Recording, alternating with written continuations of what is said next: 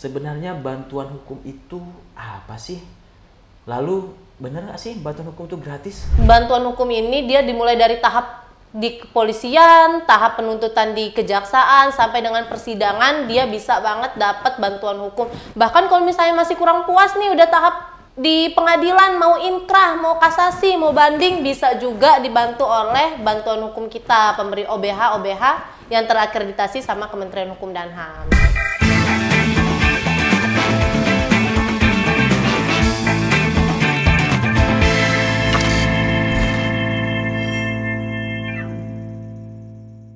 Halo Sobat Pengayoman, welcome back to Yoman Podcast.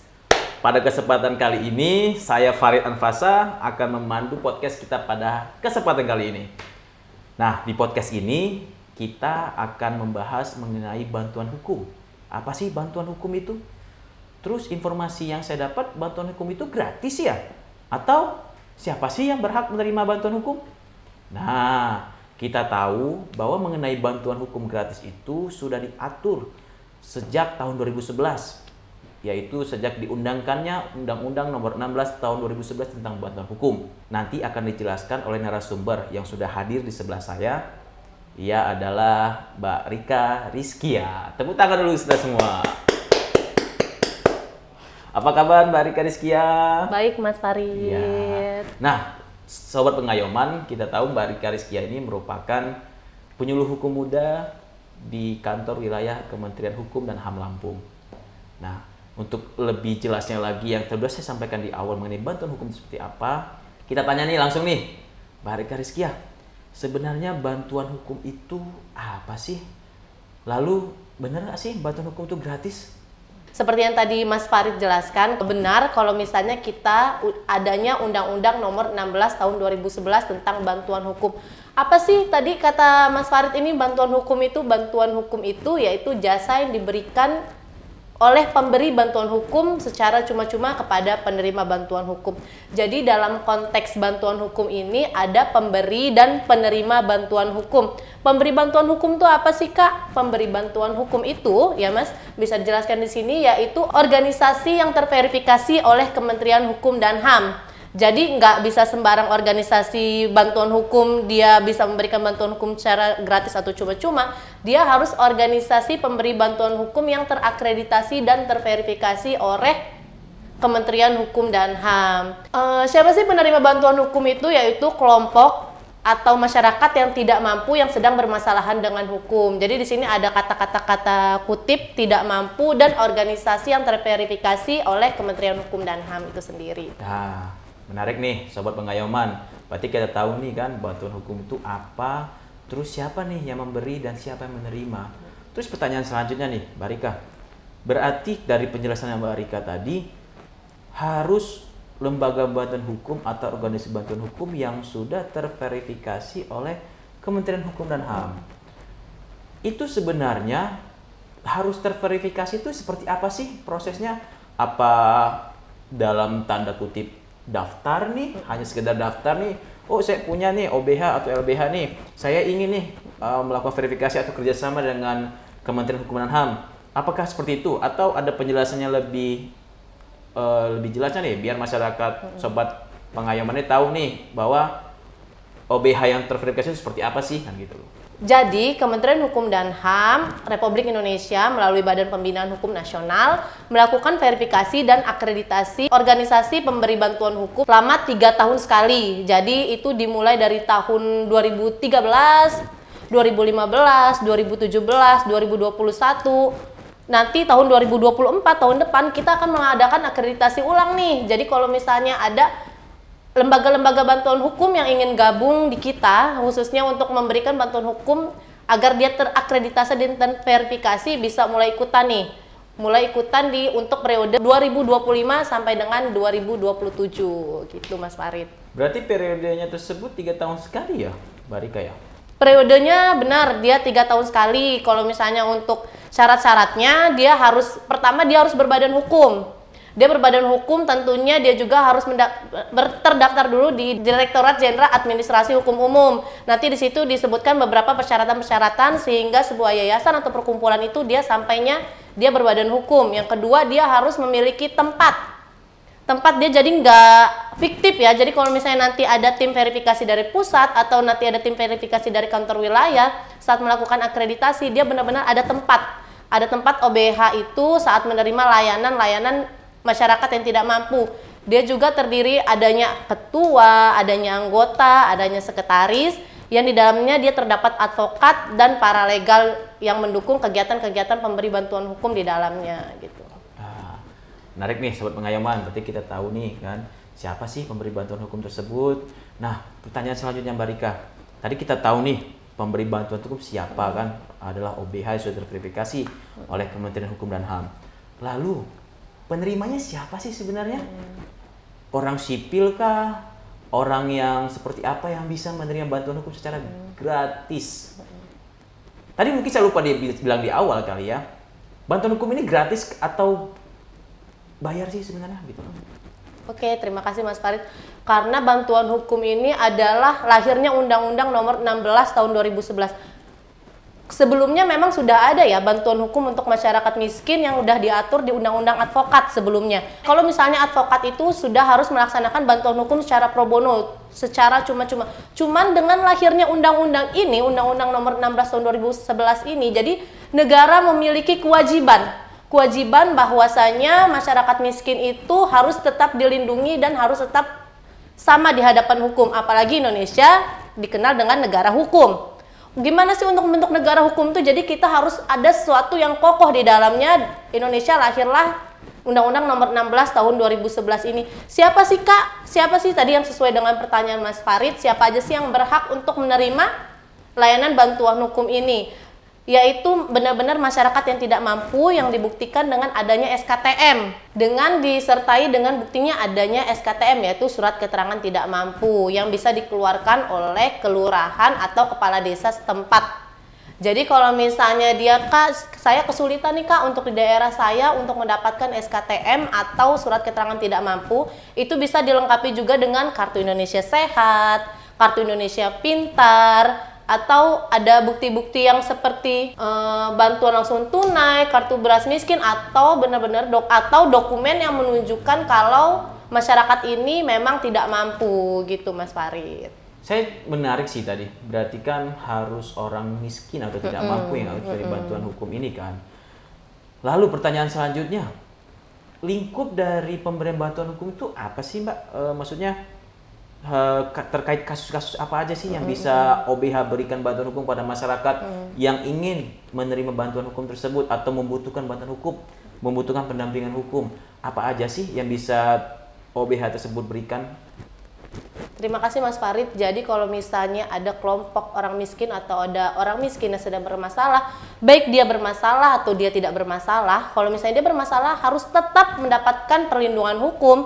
Apalagi kalau misalnya dia tidak bersalah, wajib mendapatkan pembelaan hukum dari negara. Jadi kalau misalnya ruang lingkupnya tadi kata Mas Farid, apa aja sih Kak ruang lingkupnya, apa aja sih masalah apa aja yang bisa dilindungi oleh bantuan hukum ini, yaitu ada masalah litigasi, ada non litigasi. Litigasi yaitu dari pidana, perdata, dan tata usaha negara. Jadi selain di dalam persidangan ada juga nih Mas Farid kalau misalnya dia di luar persidangan. Contohnya kayak misalnya dia penyuluhan hukum.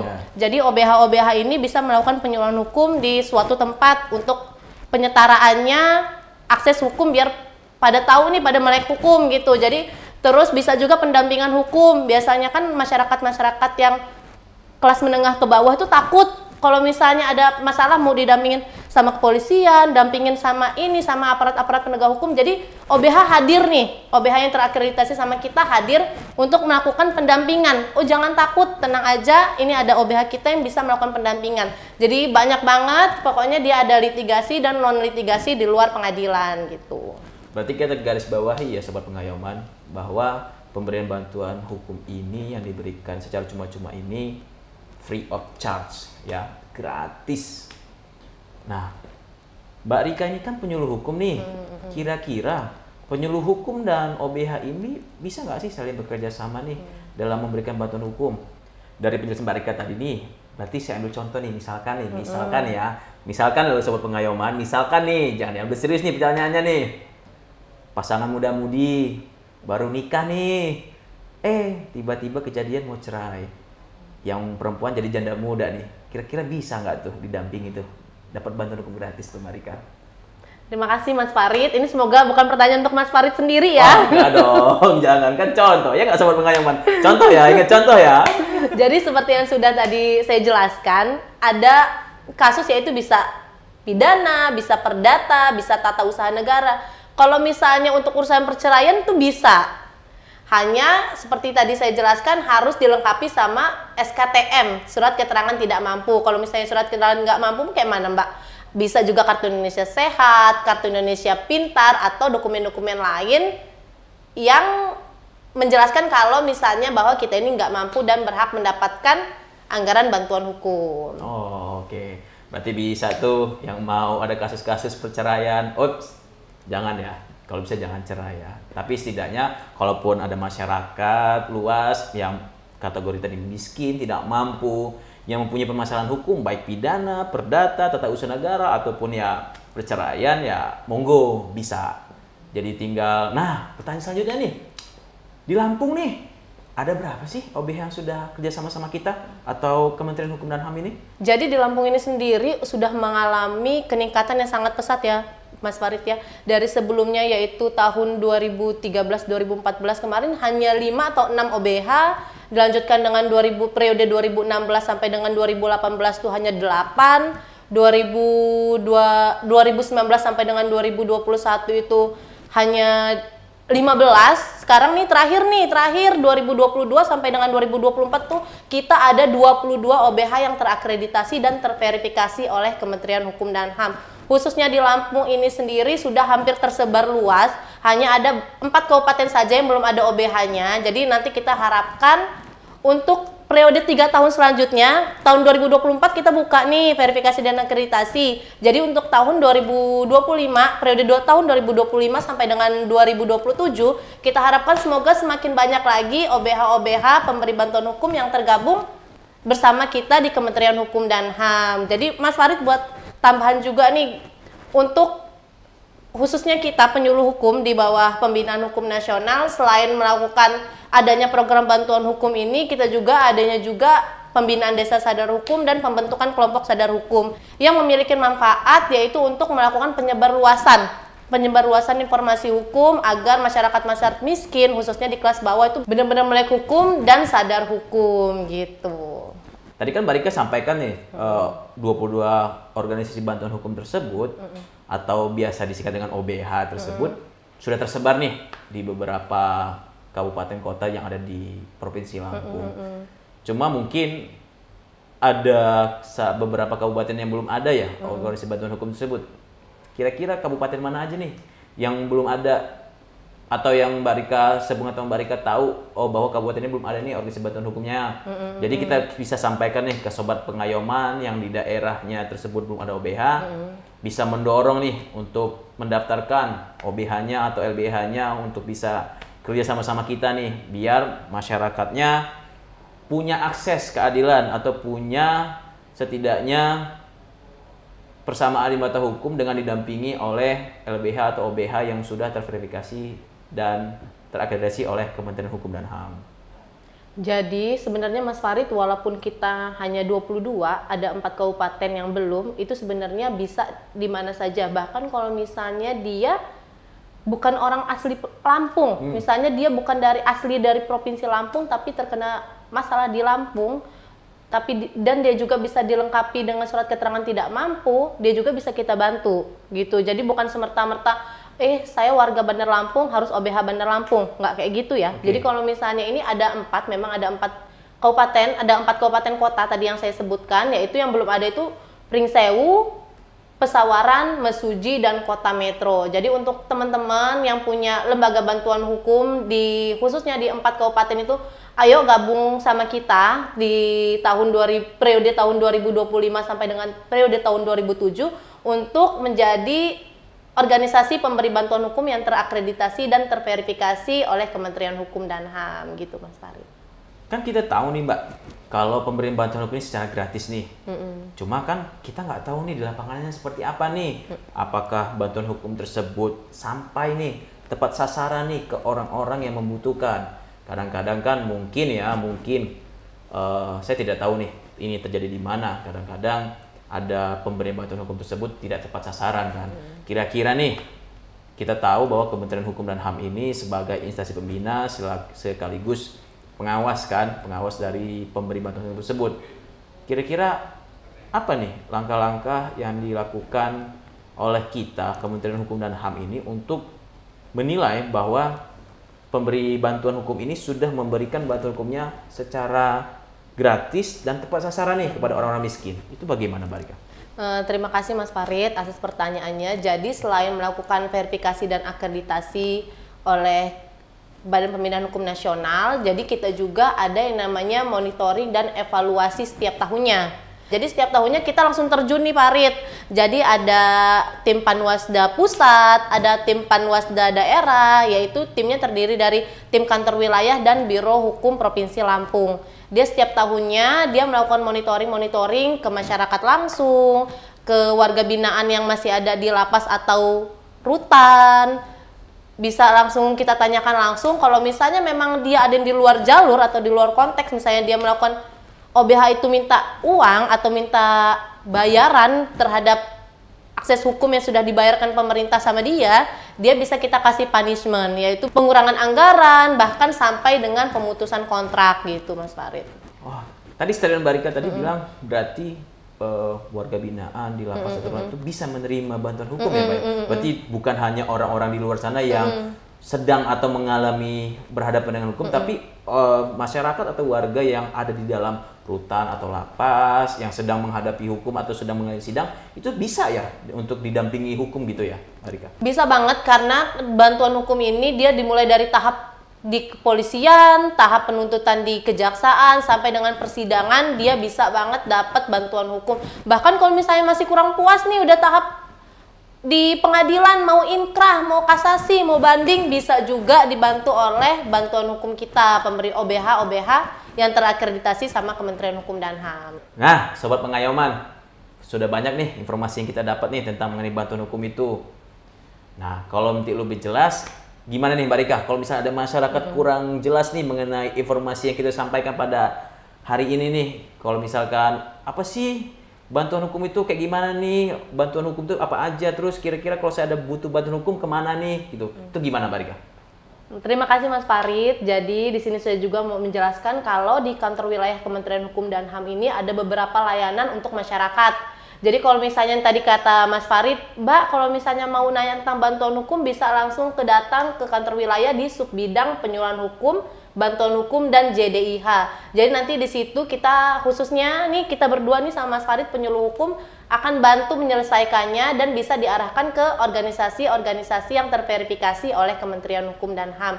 Dan satu lagi ya Mas Farid ya, kan berhubung kita tahun 2024 nanti mau melakukan akreditasi ulang, jadi untuk OBH yang akan berniat untuk bergabung sama kita di Kementerian Hukum dan HAM, ayo mulai daftar, yang belum berbadan hukum, ayo mulai didaftarkan dulu di AHU, di Administrasi Hukum Umum.